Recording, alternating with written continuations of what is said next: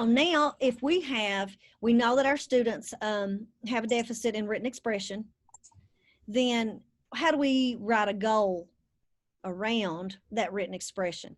So how do we take that skill that we've identified as a problem, and I can do that through a quick write, I can do that through a writing prompt, I can have some writing samples, I may have kids just writing sentences, but there's some way that I'm going to pull that information.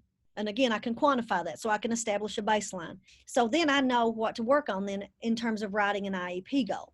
And so these are just some examples. These are certainly not intended for people to use those, and they're examples, and you may even have better examples. But if I'm working on a fluency goal, let's take a look at that one for under fluency. If I'm writing an IEP goal, so I want my students to be able to write for an extended time after they complete a pre-writing strategies in order to generate ideas and select a topic for writing. So I'm saying here that I'm going to have my student write for an extended period of time. So how could I quantify that? Their total words written. Yep, that's right. So I'm going to give you a minute and let you guys read that one. Just read all the way across for some examples of how that IEP goal might meet that particular skill. Now that you're able to kind of read across through there, you can kind of see then how we're talking about applying those to an IEP goal. So you kind of created a stem for that goal. And so let's look at content, for instance. So if we write a goal around students for content, then it may be something around a student will write an organized paragraph. Okay, so I can measure that, right?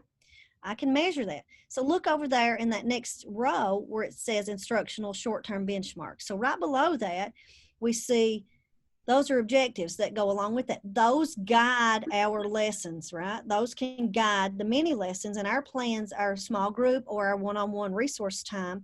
Those are the skills that we're going to work on. First of all, can he write a topic sentence? Then can he write 3 or 4 sentences related? So you can see how that progression works with that tool. So that's how we know if a kid is, so we really get to what that deficit a kid has, writing a goal for that kid, and then we have those short-term benchmarks that helps us be able to help them achieve that. And so that's what takes us to that next row around the SDI. So then what SDI can we use that matches fluency? What SDI matches legibility? What matches content? You can go through there, and those are all skills that kids can be working on. That's some specially designed instruction. So you can give them explicit instruction on how to write a paragraph, and you can use those paragraph frames. Mm-hmm. On the bottom, you can kind of see it's written, we're talking about how do we write an IEP goal in writing. So here's an example on the bottom of this page. When given a writing assignment, the student will realize a variety of sentence lengths and type in his writing with 70% accuracy on 4 consecutive assignments as measured by weekly sentence writing checklist. So this example really gets all those pieces that we need in a goal. So you can see that each color, it highlights the component of that goal that is required. And the big thing is that how are we measuring what that student's goal is? And so part of the time we have with compliance is that when we look at the tools that we use to measure the IEP goal, there's oftentimes not a match. They don't always match.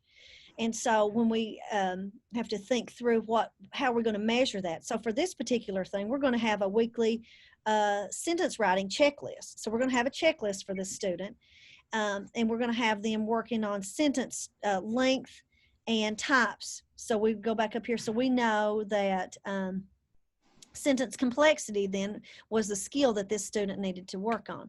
So then I would know that sentence combining, I might give them explicit instruction on how to write sentences, developing sentences. So I may have lessons on just writing sentences with different complexity levels. It kind of helps guide your thinking through how you could use this tool and how everything aligns so that it's all really about what that kid needs.